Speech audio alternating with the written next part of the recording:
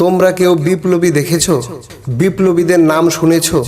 দেশ মুক্তির নেশায়, পরাধীনতার জ্বালায় বুক পেতে দিয়েছে বন্দুকের নলার ডগায়। লাল রক্তে ভিজেছে দেশের মাটি, লাল রক্তে মাটি হয়েছে রাঙা। সংগ্রামীরা গোপন ডেরায় ফিসফিসে দেশ স্বাধীনের কথা বলতো, দেশ মুক্তির ছক আঁকত। কালো কাপড়ে মুখ ঢেকে নিজেকে আড়াল করত। নিজে চিহ্নিত হয়ে গেলে যে আর রক্ষে নেই।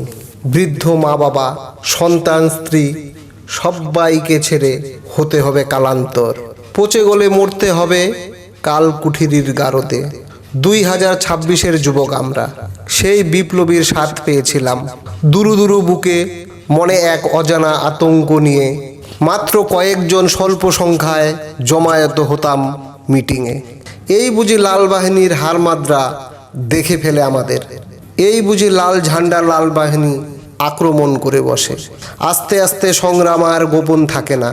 লাল বিরোধী বিক্ষুব্ধ জনতা আস্তে আস্তে ভিড় জমায় ঘাস ফুলে। বেশিরভাগটাই প্রকাশ্যে না এসে গোপনে সমর্থন জানায়। লাল বাহিনীর সৈনিকেরা এতদিনে সব জেনে ফেলেছে এবং চিহ্নিত করে ফেলেছে। রক্তবর্ণ রক্তচক্ষু শানিত হয় ঘাসফুল বিপ্লবীদের উপর। নানা অপমান, অত্যাচার, শারীরিক নির্যাতন, আঘাত, ষড়যন্ত্রের শিকার হতে হয় বাংলার মা মাটি, মানুষের সংগ্রামী সন্তানদের। বড় দুঃখ, আজ আর তারা নেই। বেঁচে আছে, কোথায় আছে, কেমন আছে, কারো খোঁজ নেওয়ার সময় নেই। বেনু জলে ভেসে আসে শ্যাওলা, ঘিরে ধরেছে ঘাস ফুলকে। পরজীবী স্বর্ণলতার ঝাড় আঁকড়ে ধরেছে ঘাস ফুলকে। রক্তবীজ কমলি ডাল আর ভেসে বেড়ানো কচুরি পানায় ঘাস ফুলের অস্তিত্ব আজ বিপন্ন। ঘাস ফুলের অস্তিত্ব আজ বিপন্ন। তাই আজ আর পুরনো কর্মীদের খোঁজ নেওয়ার কেউ নেই।